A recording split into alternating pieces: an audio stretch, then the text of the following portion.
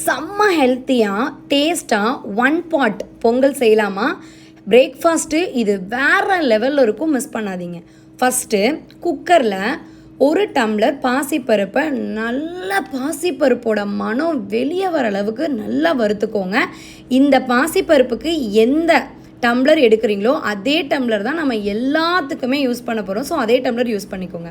பாசிப்பருப்பு எடுத்து ஓரமாக வச்சுட்டு அதே குக்கரில் கொஞ்சம் கீ ஆட் பண்ணிக்கோங்க. கீ வேண்டாம்னா தேங்காய் ஆட் பண்ணிக்கோங்க. குழந்தைங்களுக்கும் வீட்டில் உள்ளவங்களுக்கும் செஞ்சிங்கன்னா கீ தாராளமாக ஆட் பண்ணலாம்.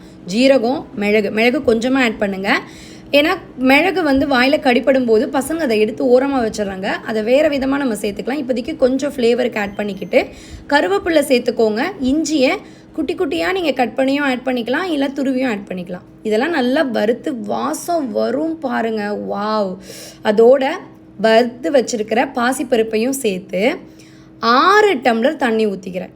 ஏன்னா 1 டம்ளர் தான் நான் தினை சேர்க்க போகிறேன். ஸோ இது தினையில் செஞ்ச பொங்கல். செம்ம பிரேக்ஃபாஸ்ட்டு, செம்ம டெம்டிங்காக இருக்கும். 1 டம்ளர் தினைக்கு 6 டம்ளர் தண்ணி சேர்த்தா தான் இந்த பொங்கல் சூப்பராக இருக்கும்.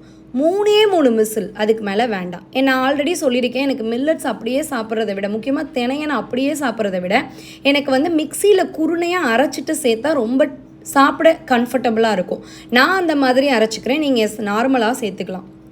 ஒன்ஸ் ப்ரிப்பேர் பண்ணி வச்சுருக்கிற இந்த பொங்கலை சர்விங் பவுலுக்கு மாற்றிட்டு நெய்யை மேலே ஆட் பண்ணி ஒரு 3 மினிட்ஸ் மூடி வச்சுட்டு ஓப்பன் பண்ணி சர்வ் பண்ணிங்கன்னா வேறு லெவலில் இருக்கும் பொங்கல். மிஸ் பண்ணாதீங்க. இதை குக்கரில் ஓப்பன் பண்ணும்போது உங்களுக்கு இந்த மாதிரி தண்ணியாக தான் மேலே இருக்கும். பட் நீங்கள் கிளற அது நல்லா இறுகிடும். கொஞ்சம் நேரம் கழித்து நல்லா சாஃப்டாக இருக்கும். தண்ணி கம்மியாகவோ விசில்ஸ் அதிகமாக விட்டிங்கன்னா ஒரு மாதிரி கெட்டியாகிடும். ட்ரை பண்ணுங்கள்.